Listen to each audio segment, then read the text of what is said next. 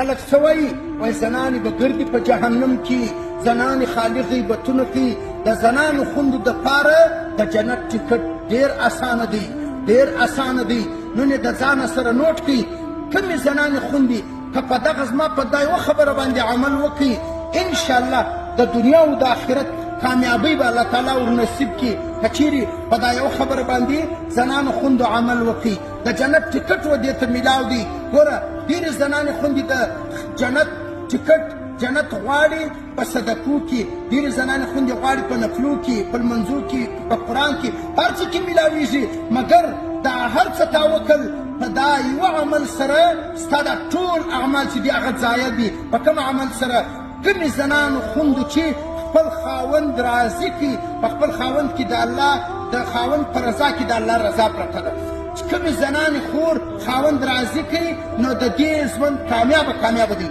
او که چیرې یو زنانه خور دا ټول اعمال یې کړي، وایي اوري رسول الله احمد مجتبی محمد مصطفی صلی الله علیه وسلم فرمایي، وایي که یو زنانې خور ټول اعمال کړي او یا کار عبادت یې کړی، مګر خپل خاوند ته دا یوه خبره وکړي چې تا ما سره په ژوند کې کم شه کړي دي، حالانکې هغه خاوند به ټول ژوند د دې دپاره محنت او مشقتونه وړي، دا به په دا یوه خبره د دې دا ټول مشقتونه ور ختم کړي. که چیرې دا یوه خبره دې ورته وکړله نو بیا ستا د ژوند ټول دارالمدار چې دی هغه بیا خراب دي، او ستا د 80 کال 40 کال 50 کاله حجونو عمرې و عبادتونو و نفلونو دا ټول چې دی هغه ضایع دي. ولې تا د خاوند زړه چې دی هغه زهیر کړي؟ ما درته ویلې چې په خنجر باندې زړه زخمي که بیا به جوړ سي، په توره زړه زخمي که جوړ به سي د خاوند زړه. مګر په دا یوه خبره چې ده هغه نه جوړېږي. زنان خوند ته هر وخت دا خبره کومه چې دا خبره هېڅکله خاوند ته مه کوه چې تا ما سره کم شه کړي دي. خو زه زنان خوند ته وایم که چیرې ته جنت غواړې نو خپل خاوند چې دی هغه راضي که. زه یې منم په خاوند کې به کمیانې کمزوریانې عیبونه به وي، مګر د هغه باره کې ته کار څومره ورته وایې هغه خبره نه مني. مګر په دا باره کې د الله څه وغواړه، د الله څه چې ته وغواړې الله تعالی به د ده زړه واړي.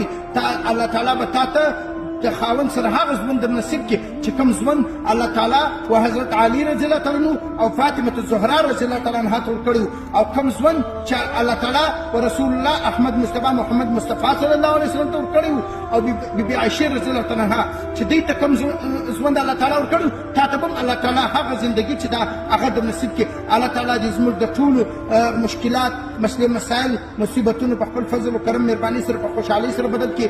الله تعالی دې زموږ د ټولو شرعي مرادونو پوره کړي. الله تعالی دې موږ ټولو ته ښه ژوند د خیر د عافیت د برکت د سلامتۍ والا زندګي چې دا هغه رانصیب